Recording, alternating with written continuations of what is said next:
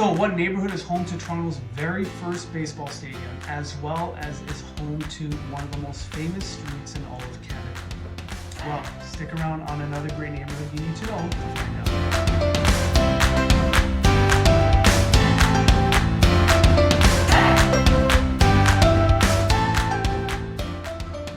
Hey everyone, I'm John DeFreitas, local real estate agent with Sutton Summer Realty, and today I'm bringing you a great neighborhood, and that neighborhood is the neighborhood of Riverdale in Toronto's East End.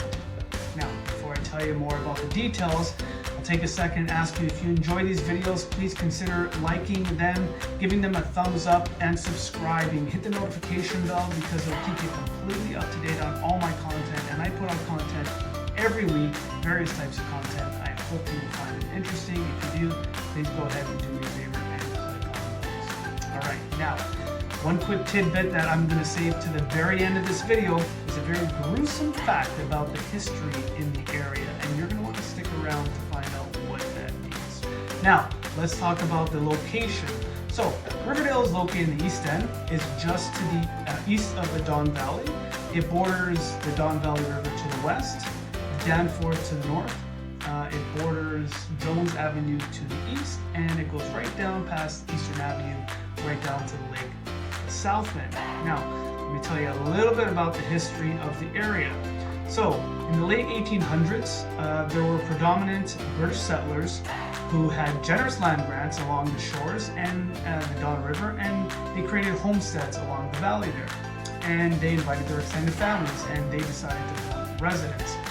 Then they also began settling in the area and building timber, hay, potash, various types of crops and minerals in the area.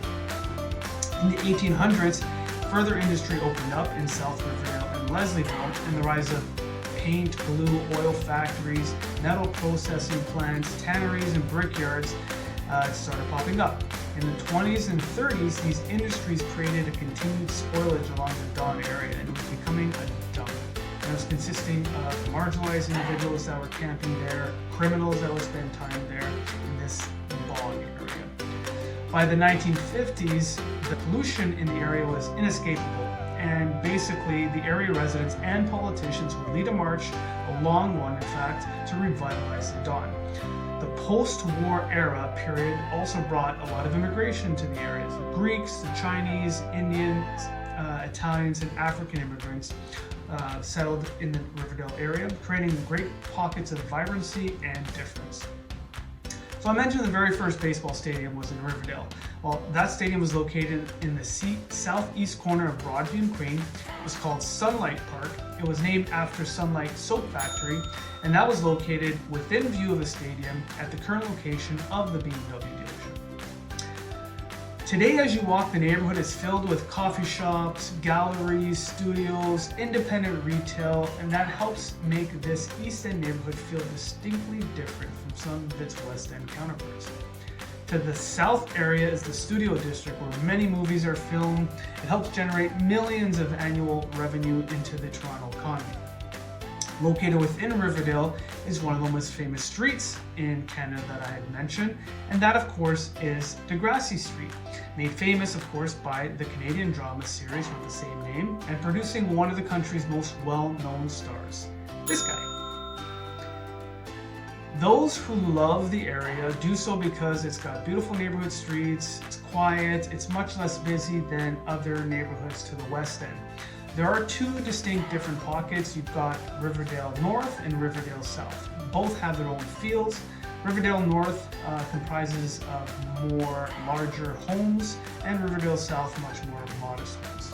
Now, another great aspect living in the area is also the Riverdale Zoo. It's a great place for the community to spend time with their kids, attracts people from all over the city. And then you've also got Riverdale Park, which has one of the most vibrant urban parks in the city. It boasts what is arguably the best view as well. Okay, now, what will it cost to live here? Well, the prices in the area vary, and they are distinctly different between the north and the south. However, when you look at a breakdown, detached homes average right around $2 million in the area. If you go to the north end, it's closer to 2.4. If you go to the south end, it's significantly lower, right around 1.7. And you look at semi-detaches average right around 1.4 million. And condominiums right around 750,000. And there's really only condos down towards the south end.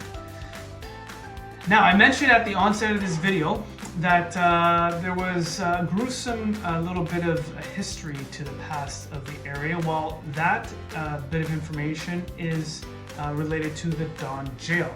And back in the 1880s and onward, it would be the location of many hangings on the premises, many of which were outside, as a matter of fact. The last hanging took place not that long ago, back in 1962, before capital punishment was ended in this country. So that's a bit gruesome to know that the past there. And Don Valley Jail obviously still exists there, not operating obviously as a jail. So I hope you enjoyed that little bit of history and information about the neighborhood of Riverdale. If you enjoy this content, like I said, please like and subscribe, and consider watching my next episode, which will be next week. Once again, I'm John Freitas, local real estate agent with Sutton Summer Realty, bringing you another great neighborhood real soon. Take care, everyone. Bye.